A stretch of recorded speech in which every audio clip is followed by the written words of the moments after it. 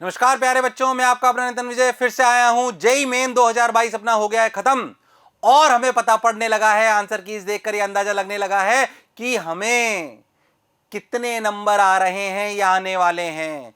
क्या उन नंबरों के बेसिस पे हमें डिसीजन लेना चाहिए, वो ही बात आपसे करने आया हूं।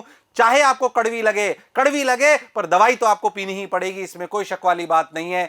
क्या करना है ध्यान से सुनिएगा, रफ्तार में सुनिएगा, अपने अनुभव के साथ ये बात कह रहा हूं। कड़वी लगेगी पर सच्चाई है, ध्यान से सुनिएगा। मैं बच्चों को दो कैटेगरी में तोड़ रहा हूं, वो बच्चे जिन्होंने जेई मेन 2022 अपनी 12th के साथ दिया है और वो बच्चे जिन्होंने जेई मेन 2022 12th के बाद एक साल ड्रॉप लेके दिया है, क्योंकि जिन्होंने एक साल ड्रॉप लेके दिया है उनके पास दोबारा कोई चांस नहीं है। तो पहले उनकी बात कर रहा हूं जिन्होंने इस साल 12th के साथ एग्जामिनेशन दिया है और उनकी क्या स्थिति, ध्यान से सुने। अगर आपके जेई मेन 2022 फर्स्ट इस वाले अटेम्प्ट में 200 से ऊपर नंबर आ रहे हैं, ध्यान से सुनो, कितने से 200 से ऊपर नंबर आ रहे हैं, तो भैया अगले सेकंड अटेम्प्ट की तैयारी छोड़ दो और जुट जाओ जे एडवांस में। 220 के ऊपर है पक्का, 200 और 220 के ऊपर है, पक्के से जे एडवांस में जुट जाइए। हां, जेई मेन दीजिए जरूर सेकंड अटेम्प्ट वाला, पर जुट जाइए जे एडवांस के लिए। जे एडवांस के सारे पीवाईक्यूज खत्म कर लीजिए, 44 इयर्स के, गड़बड़ बिल्कुल नहीं करनी है। सबसे पहले जे एडवांस के पीवाईक्यूज करने हैं, जे एडवांस के फुल सिलेबस टेस्ट करने हैं। हम भी हमारे जो बच्चे 200 के ऊपर वाले होंगे उनको यही सबसे ज्यादा कराएंगे। अच्छा सर मेरे नंबर तो सर 150 से 200 के बीच में आ रहे हैं, अब मैं क्या करूं। 150 से 200 के बीच में अगर आपके नंबर आ रहे हैं तो जेई मेन 2 की तैयारी करिए जमकर, क्योंकि पहले एनआईटी पक्की करनी है। जम के जेई मेन 2 की तैयारी करिए, उसके पीवाईक्यू करिए जेई मेन के, और उसी के फुल सिलेबस टेस्ट पेपर करिए। अगर आपके नंबर 150 से 200 आ रहे हैं, पर सर मेरे नंबर तो पहले जेई मेन अटेम्प्ट में 150 से कम ही आ रहे हैं और मैं तो 12th के साथ हूं, मैं क्या करूं। बुरा लगेगा पर सुनो ध्यान से, ड्रॉप ले लो एक साल और, पक्के से, ये कभी बेकार नहीं जाता। मैंने खुद ने भी ड्रॉप लिया था, मेरे जीवन का सबसे अच्छे निर्णयों में से एक था वो कि मैंने 12th के बाद तैयारी करी। अब टाइम खराब मत करो अगर 150 से कम नंबर आ रहे हैं तो। अरे सर आप तो खुद की कोचिंग चलाने के लिए ऐसे बोलते हो, बिल्कुल नहीं बोल रहा हूं, बिल्कुल नहीं बोल रहा हूं। जो लोग मुझे जानते हैं वो ये मानते हैं मैं गलत सलाह कभी नहीं दूंगा। 150 से कम नंबर आ रहे हैं, ड्रॉप लीजिए, हिम्मत रखिए, अगले साल तुम आईआईटी पहुंचोगे 110%। ओ हो, बिल्कुल पक्के से ड्रॉप लीजिए। अगर कोटा आ सकते हैं मोशन में, बहुत बढ़िया बात है।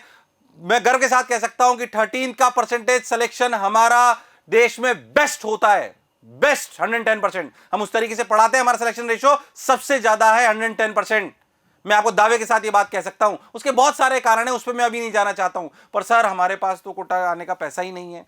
कोई बात नहीं है, तो अपने शहर में रह के तैयारी करो। वैसे जिन बच्चों को लगता है कोटा बहुत महंगा है, उनको मैं बता दूं कि ऐसा भी नहीं है, कि महंगा तो है थोड़ा बहुत, पर आप अगर थोड़ा बहुत अफोर्ड कर सकते हो तो हम आपको सस्ते हॉस्टल दिलाने में मदद कर सकते हैं। फीस में भी जो हम कर सकते हैं वो हम जरूर करेंगे, आप विश्वास मानिए। पर फिर भी आप अफोर्ड नहीं कर सकते, अपने शहर में रह के तैयारी करिए। बहुत सारे तरीके हैं, लोकल कोचिंग हो सकती है, हमारा सेंटर हो सकता है, या आप कोई ऑनलाइन तरीके से कर रहे हो। हाँ, सेल्फ डिसिप्लिन ज्यादा रखना पड़ेगा, पर करिए जरूर।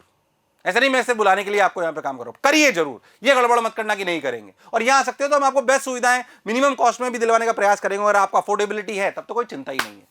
तो 150 से कम पक्का तैयारी करनी है, गड़बड़ नहीं करनी है। और माँ बाप को अगर कन्विंस नहीं हो तो कन्विंस करना है कि नहीं पापा मैं आपको जाके बताऊंगा। विश्वास मानो कि अगर एक साल ड्रॉप लेके तुम आईआईटी में पहुंच गए या एनआईटी टॉप ब्रांच में पहुंच गए तो भैया ये एक साल जीवन भर नहीं अखरेगा, ये आने वाले अगले 50 सालों का अपने भविष्य को सुनहरा कर देगा। ये मैंने अनुभव भी करा है, क्योंकि मैंने ऐसा करा है, इसलिए अनुभव के साथ आपको बात कह रहा हूं। और पता नहीं कितने बच्चों का यह अनुभव मैं देख चुका हूं, और वो आके जब कुछ बन जाते हैं तो कहते हैं सर आपने सही बोला था कि ड्रॉप ले लेना चाहिए था। कई बार लोग हम ऐसे सोच लेते हैं कि ये तो कहेंगे ही, ऐसा नहीं है, फायदा होता ही हम जानते हैं। खैर, अब बात करता हूं उन बच्चे की जो 12th पास हैं।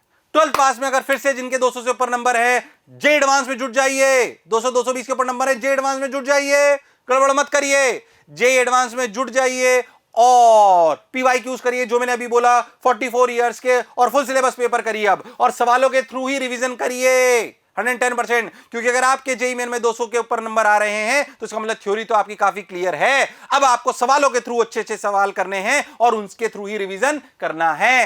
अगर 150 से 200 आ रहे हैं तो फिर से वही बात, आपको अपने जेईई मेन की तैयारी करनी है, अगले जेईई मेन सेकंड अटेम्प्ट की, ताकि आपके नंबर अगली बार 250 240 के पार हो जाएं। अच्छा सर, अगर 150 से कम आ रहे हैं और मैं 12th पास हूं तो क्या करूं?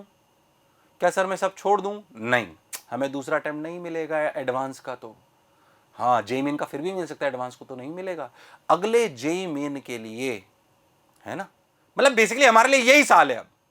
तो अगला जेई मेन, अगर तुमसे सही शब्दों में बोलूं, कड़वी बात है, पर सुनो, ये कुछ समय जो जेई मेन 1 और जेई मेन 2 के बीच का है, ये करो या मरो वाली स्थिति है। कौन सी स्थिति है? करो या मरो, करो या मरो वाली स्थिति है। गड़बड़ मत करना, ये करो और मरो वाली स्थिति है, इसलिए जान झोंक देनी है, पर थोड़ा स्ट्रेटेजी के साथ। मैं पहली बात, ये वही कर पाएगा जिसने थोड़ा बहुत पढ़ा है। मैंने पढ़ा तो था पर मैं नंबर बहुत कम आ रहे हैं, इसका मतलब कोई सिली मिस्टेक कर रहा हूं। पेपर को ढंग से एनालाइज करो, अपनी कमियों पे काम करो, समय है कम, 16-17 घंटे पढ़ना पड़ेगा। विश्वास मानो, मैंने ऐसे बच्चे देखे हैं। मैं ये नहीं कहता कि जिस बच्चे के 80 नंबर आए थे उसके अगली बार 290 295 आ गए, ऐसा बच्चा मैंने नहीं देखा, पर मैंने ऐसे बच्चे देखे हैं जिनके 80 नंबर आए हो पहले जेई मेन में और अगले में 210 215 नंबर आए हो, ऐसे बच्चे मैंने देखे। मैं मानता हूं कम होते हैं, पर देखें। अगर ढंग से उन्होंने करो या मरो की स्थिति को समझ के अपनी कमियों पे काम कर लिया। कमियों पे काम करना है। किस पे काम करना है? कमियों पे। और नेगेटिव थॉट्स को अलग रखना पड़ेगा, तभी ये तुम कर पाओगे। ये मिरेकल तुम कर सकते हो, ऐसे बच्चे हमने देखे हैं। मैं आशा करता हूं आपको मेरी बात समझ में आई होगी। कड़वी कही, पर कोई बात नहीं, कभी कभी बच्चों को कड़वी बात बोलनी पड़ती है। थोड़ा गुस्से में भी बोला हो तो परेशान मत होना, पर तुम्हारे भले के लिए ये बात कह रहा हूं। अगर मोशन कोटा में भी आप आना चाहते हो तो बहुत सारे बैचेस हमारे हैं, उनको आप नीचे लिंक्स पे देख सकते हो, उसको आप पूरी डिटेल्स ले लीजिए। हम वन ऑफ द बेस्ट, नहीं बेस्ट सिलेक्शन रेशो हम देते हैं, ये हम जानते हैं, और हम इतने सालों से उस काम को कर रहे हैं, इसलिए अनुभव के साथ कर रहे हैं। खैर, मैं आशा करता हूं कि आपको जितनी भी सलाह मैंने अभी दी है उसका आप अनुसरण करोगे और जीवन में जरूर सफल होगे। व्यक्तिगत रूप से मेरे से और मोशन परिवार से इतना प्रेम बनाए रखने के लिए बहुत बहुत धन्यवाद। Thank you.